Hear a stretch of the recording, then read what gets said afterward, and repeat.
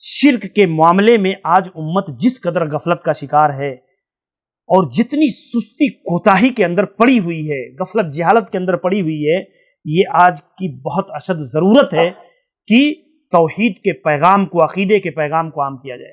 ہم سمجھتے ہیں کہ عقیدہ بس وہی عقیدہ کی 3 قسمیں ہیں، عقیدہ یہ ہے، عقیدہ یہ ہے، نہیں، بلکہ گہرائی کے ساتھ، بصیرت کے ساتھ، علم و دلیل کی روشنی میں، ایسے شبہات کی روشنی میں عقید توحید کو واضح کرنے کی ضرورت ہے، اور اس کے صاف ستھرے پیغام کو بتا کر کے اس کے منافی جو چیزیں ہیں، اس کو برباد کرنے والی جو چیزیں ہیں، آج اب اس تعریف کی روشنی میں آج مسلمانوں کا آپ جائزہ لے لیں کہ کتنے مسلمانوں کا عقیدہ درست ہے، کتنے مسلمان صحیح عقیدے کے اوپر قائم ہیں۔ اب اس کی روشنی میں آپ اندازہ کر سکتے ہیں، یہ بہت بنیادی چیز ہے۔ اور ایسے ہی توسل کا مسئلہ، شفاعت کا مسئلہ، علم غیب کا مسئلہ، حاضر و ناظر کا مسئلہ، نیاز نذرانوں کا مسئلہ، ایک نہیں، ایسے درجنوں عقیدے کے بنیادی مسئلے ہیں جس میں ایک مسلمان شرک کے راستے پر گامزن ہے اور قائم ہے۔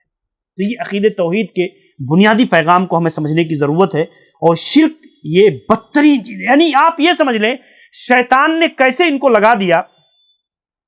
آج ایک مسلمان چوری کو گناہ سمجھتا ہے، قتل کو گناہ سمجھتا ہے، زناکاری کو گناہ سمجھتا ہے، لیکن اگر شرک ہو رہا ہے تو آدمی شرک کو وہ درجہ نہیں دے رہا ہے، اتنا برا نہیں سمجھ رہا ہے جتنی اس کا، حالانکہ سارے کبیرہ گناہوں میں سب سے بدترین گناہ شرک کا ہے۔ آج آپ دیکھیں ایک مسلمان سے پوچھئے کہ اگر آپ سوال کریں کسی مسلمان سے اور پوچھیں کہ بھائی جو ہے نفع دینے والا کون ہے، تو کہے گا اللہ۔ ضرر پہنچانے والا کون ہے، تو کہے گا اللہ۔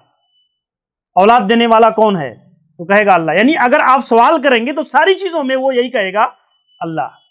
پھر آپ اس سے پوچھئے کہ یہ کڑا دھاگا چھلا کیوں پہن رکھا ہے، یہ تعویذ کیوں پہن کے رکھا ہے، یہ گاڑی کے پیچھے جو ہے یہ جوتے کا تسمہ کیوں لٹکا کر کے رکھا ہے، پھر وہ کہتا ہے نہیں یہ تو بس ایسے ہی جو ہے ہمارا، میں شرک نہیں کرتا، میں تو بس ایسے ہی میں نے لٹکا لیا ہے۔ تو آپ دیکھیں کہ ایک مسلمان جو ہے مطلب وہ کام کر رہا ہے شرک کا، لیکن وہ جہالت کی بنیاد پر، نادانی کی بنیاد پر اس کو شرک سمجھنے کو تیار نہیں ہے۔